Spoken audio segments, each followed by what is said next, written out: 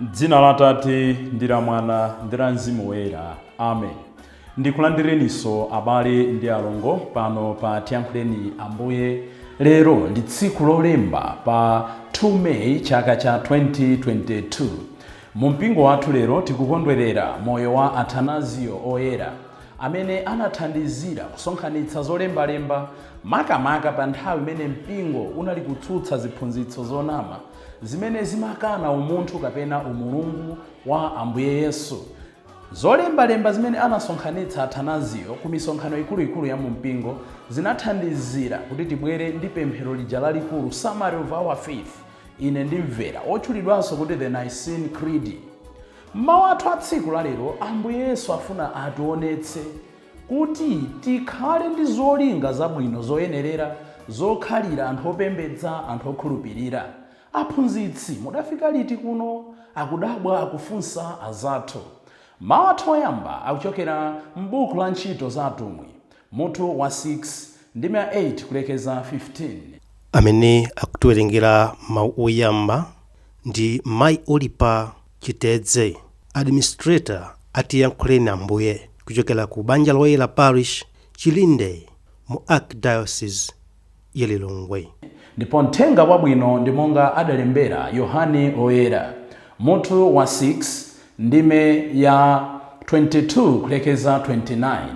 Ndipo amene akutiwerengera mthenga wabwino komanso kutigawira mawu ndi Father Francis Damaseke, National Coordinator for Social Research and Communications, ECM.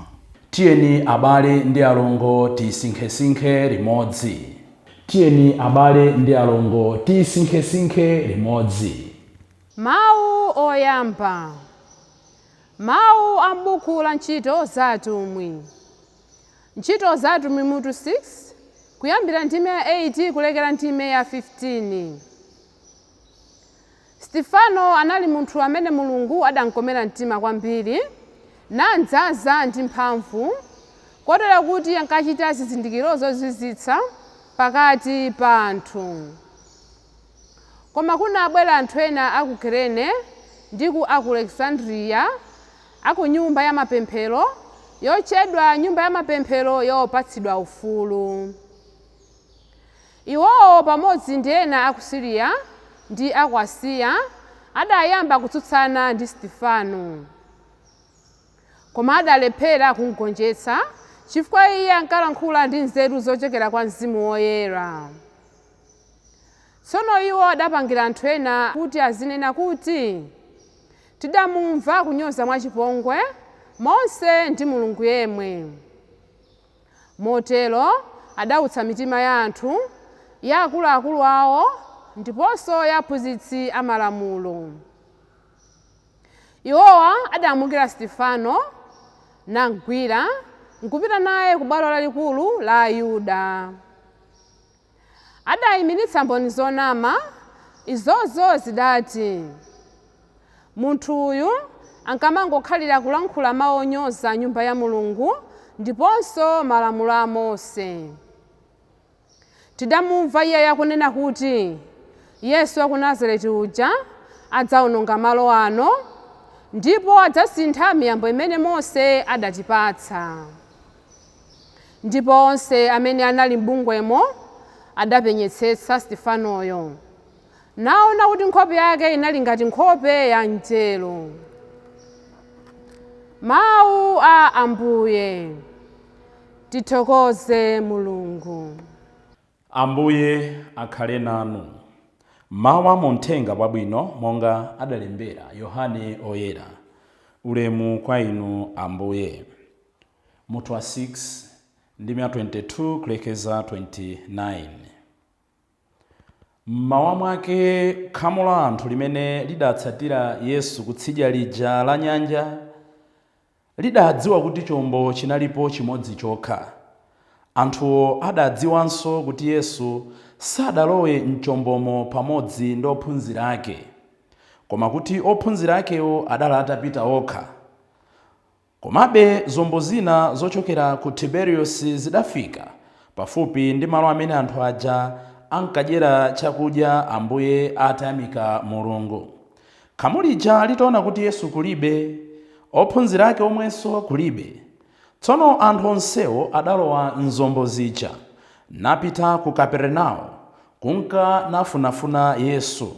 Pamene anthu aja adampeza Yesu kutsidya kwa nyanja, adamfunsa kuti, aphunzitsi, mudafika liti kuno? Yesu adati, kunena zoona, inu mumandifuna osati chifukwa mudazimvetsa zizindikiro zozizwitsa zijayi, koma chifukwa mudadya chakudya mpaka kukhuta. Musamagwire ntchito kuti mungopeza chakudya chimene chimawonongeka, koma muzigwira ntchito kuti mupeze chakudya chokhalitsa, chimene chili cha moyo osatha. Mwana wa munthu ndiye adzakupatsani chakudya chimenechi, pakuti Mulungu Atate ndiwo adamvomereza motsimikiza. Pamenepo anthu aja adayamba kufunsana kuti, titani tsono kuti titsate bwino zimene Mulungu afuna? Yesu adawayankha kuti, chimene Mulungu afuna nchakuti mundikhulupirire ineyo amene Mulungu adandituma. Mthenga wa Ambuye. Ulemu kwa inu Ambuye Yesu Khristu. Abale ndi alongo, tikupitiriza chapter 6 cha mthenga wa Yohane, chimene tiyende nacho mpaka loweruka limene likubwerali. Timanena kuti chapter chimenechi chimatifuna kutikonzekeretsa kuti timvetse bwino za Ukaristiya. Tikumbukire kuti pamene tisinkhasinkha za Ukaristiya, timasinkhasinkha za utumiki wathu omwe. Ndipo mwachitsanzo mwachiyolinga cha papa cha mwezi uno wa Meyi ndikuti tipempherere achinyamata kuti amve kuitana kwa Mulungu, tisakakamize koma tathandize ndi kuwaunikira kuti ayankhe kuitana kwa Mulungu. Mmawa wathu oyamba tikuona imfa ya Stefano, kuzunzika kwa Stefano, akufera choona, akufera umboni, akufera chikhristu chake, akufera Ambuye Yesu. Titha kutero kuti akufera Pasaka. Ino ndine Ambuye Yesu adatukira kwa akufa, tayimba aleluya aleluya. Ndi ziti zimene tingaloze kuti tikufera mpingo, tikumfera Ambuye Yesu, tikufera choona, tikufera Pasaka? Stefano anataya moyo wake. Ife inde sitingataye moyo necessarily, koma zilipo zinthu zina zimene timaonetsa, tikusowekera kuti tionetse kuti Pasaka yatisintha tayambanso mwatsopano. Chododometsa ndi chochititsa chidwi nchonena kuti akulu a Ayuda amene anali kumsakira makala amoto Stefano akuti adapeza anthu ena kuti azimunenera chakwaipa. We should be very careful ndi anthu ena mmoyo uno amene amafuna kukwaniritsa zolinga zawo koma atabisala posafuna kuoneka kuti ndiwo amene akutigwiritsa ntchito. So tili m'madera osiyanasiyana, tili ndi ma social media, Facebook, WhatsApp ndi zina zotero. Aliko anthu ena amagwiritsa ntchito anthu amene ali innocent kuti akwaniritse zolinga zawo. Tikhale anthu osamala, tikhale anthu ochenjera. Mawu athu amuthenga wabwino amene tikupitiriza, mawu amene tidayamba tsiku lachisanu lija, tikuona Ambuye Yesu kuti adayamba ndi kuwoloka nyanja, kusonyeza kuti resurrection yawo yomwe, ngakhale mawu akubwera kuoyambirira kwa mthenga wa Yohane, koma akutipatsa chithunzithunzi chonena kuti ndi mawu akuka kwa Ambuye Yesu kwa akufa, akuwoloka mbali ina ya moyo. Ino ine ife tikuyenera tiziwoloka mbali ina ya moyo. Ndipo tinamva tsiku loweruka lija kuti anthu aja anali kumtsatira Ambuye Yesu. Ndipo akuti atampeza monga atambira tsiku la lero, akufunsa kuti Ambuye, kodi mudafika liti kuno? Akudabwa, akuzizwa kuti chombo chimene Ambuye Yesu amagwiritsa ntchito chinali chili pomwepo. Ophunzira ake anali atatsogola, koma afika bwanji Ambuye Yesu kuno? Ambuye mudafika liti kuno? Okhala ngati kukometsa, aphunzitsi, inu mudafika liti kuno? Okhala ngati kugoma, kudabwa, kuzizwa. Koma Ambuye Yesu deep down akudziwa kuti cholinga chawo sikuti akudabwa ndi zazikulu zimene aona kapena zimene adaona apadzanayi. Akudziwa kuti iyo ndi entry point chabe, ndi nyambo chabe, pongonena kuti polowera kuti ayambe kucheza ndi Ambuye Yesu. Ndakunena kuti inetu ndikudziwa kuti mukundisakasaka, osati kuti mudazizwa ndi zizindikiro zimene tidachita zija, koma mukungofuna mudi Yesu, mukungofuna mukhutitse mimba zanu. Kusaiza kuti Ambuye Yesu adazindikira zolinga zawo, mamotive awo sanali abwino ayi. Mistake imeneyi inu ndine timapanganso.